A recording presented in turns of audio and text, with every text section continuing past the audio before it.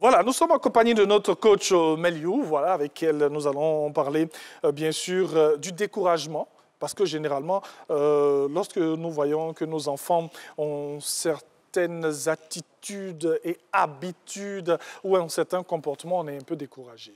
On rappelle que vous êtes coach des ados. C'est pas compliqué. J'aime beaucoup les jeunes. Ah, ok. Et donc, les encadrer, c'est vraiment un plaisir. Ok. Bon, ça me fait poser des questions qui ne sont pas forcément dans mon questionnaire. On est coach des ados. Pour ceux qui ne sont pas patients comme moi, qu'est-ce qu'on doit faire? Parce que c'est compliqué souvent. Souvent, il faut la patience, non? Les ados ont beaucoup d'énergie. Oui. Et ils peuvent être, quelquefois, pour certaines personnes, on va dire, agaçants.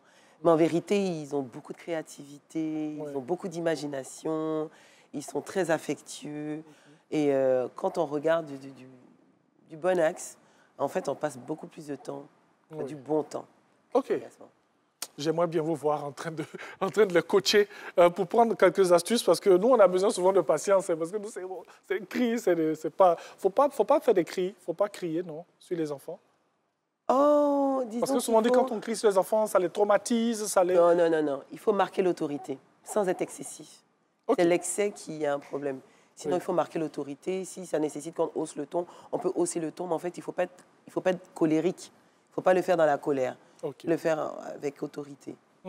Et il faut aussi chercher les causes. Alors, quelles sont les causes qui peuvent pousser les ados à avoir des caractères très étranges, par exemple? Alors, si vous le permettez, je vais commencer déjà à définir ce qu'est un adolescent. Allons-y, oui. Donc, on a nos enfants, ils grandissent, et peu à peu, on se rend compte que la communication avec eux devient un peu difficile. Oui. Leur caractère commence à changer, leur physique aussi, et ils sont dans une phase où ils sont en métamorphose.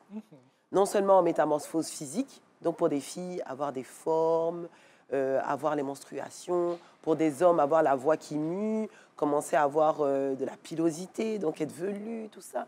En vérité, quelque part, c'est traumatisant. Donc j'aime bien cette scientifique qui disait que les jeunes ne sont pas les adultes qui sauront, ils ne sont pas encore les adultes qui sauront, et ils ne sont plus les enfants qu'ils étaient. Okay. Donc en fait, ils sont dans un juste milieu qui, quelquefois, même pour eux, est assez bouleversant. Et malheureusement aussi pour nous, parents, c'est une étape qui est aussi bouleversante. Oui, c'est une transition délicate. Voilà, on ne reconnaît plus l'enfant qu'on avait, on ne sait plus vraiment c'est qui, mais lui non plus, il ne sait pas qui il est, puisqu'il est en transformation. Oui. Donc ça fait qu'on est dans une phase où on est et parents et enfants bouleversés. Maintenant, dans cette phase-là, l'enfant a toujours fait ce que maman disait. Donc depuis qu'il est tout petit, il a porté les vêtements que maman lui donnait, il écoutait la musique que maman lui disait, oui. Il allait chez les amis que maman lui donnait. Et aujourd'hui, à l'adolescence, il se dit, je vais avoir mes propres goûts, je vais chercher en vérité en moi-même qui je suis. Et il commence à explorer. Okay. Donc dans l'exploration, effectivement, il commence à devenir un peu différent. Alors la question est, est-ce que... Quelles sont les causes qui peuvent le pousser à être différent? Donc c'est l'exploration, oui. Parce qu'il veut vraiment se chercher.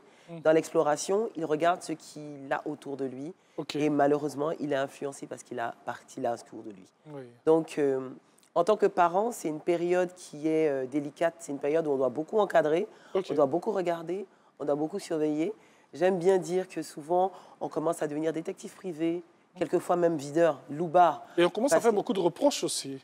Oui, mais ce qui est bizarre dans la période de l'adolescence, les reproches qu'on faisait quand ils étaient petits passent beaucoup moins. Okay. Ils deviennent sensibles et ils deviennent, je dirais pas irritables, mais plus sensibles. C'est-à-dire qu'ils ont facilement mal, ils sont facilement blessés. C'est là où on se rend compte que l'environnement familial joue pour beaucoup. Quand l'enfant commence à être dans un environnement familial où il est mal à l'aise, il préfère rester à l'extérieur de la maison qu'à l'intérieur de la maison. Bien sûr. Bon, moi, j'aime bien vous entendre parce qu'on sent que vous êtes très experte dans ce que vous dites et ça nous donne envie de vraiment toucher à votre métier. Donc, alors, dites-nous, c'est vrai qu'il y a cette période transitoire où l'enfant se cherche et tout. Nous, on commence à lui dire des choses, peut-être des choses qui nous viennent dans la tête, pas forcément des choses que... qu'on essaie de diluer, on essaie d'être très dur et tout. Que faire lorsqu'on sent que nos ados nous déçoivent et qu'ils ne suivent pas ce que nous disons véritablement? Ah, ça arrive souvent, malheureusement. On est souvent déçu quand on s'aperçoit ou quand on tombe sur une attitude ou sur une vidéo, Oui. sur des choses, on se dit, mais attends, c'est pas celui que j'ai élevé ou c'est pas celle que j'ai élevée. Et souvent, on a mal au cœur. Et nous sommes choqués. Ah, on est choqué. Déjà, la première chose à faire ou à ne pas faire, Oui. c'est de se culpabiliser en tant que parent.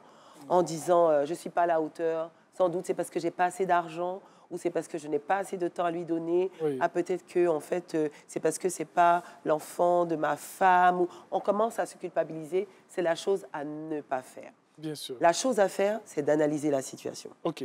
Donc, souvent, on a des réactions qui sont, on va dire, épidermiques. On ne contrôle Oui, pas. bien sûr, bien sûr. On voit oui. que la personne a fait quelque chose de vraiment, vraiment très grave.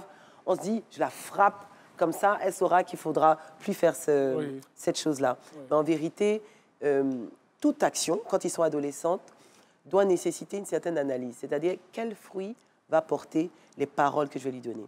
Bien sûr. Souvent, on ne se rend pas compte, mais on se dit, il faut qu'elle sache qui il est. Tu es bête, tu es maladroite, tu n'es pas On va de faire sortir confiance. certains mots. Des paroles Oui. qui sont vraiment blessantes. Oui. Quand on est on a des adolescents, 15 secondes. quand on a des adolescents, Oui. on a comme un effet miroir. Oui. L'enfant nous ressemble souvent. Si on a un parent qui est excessif Oui. et, on va dire, j'ose pas dire impoli, mais qui parle mal aux autres, Oui. l'enfant souvent rentre dans ce...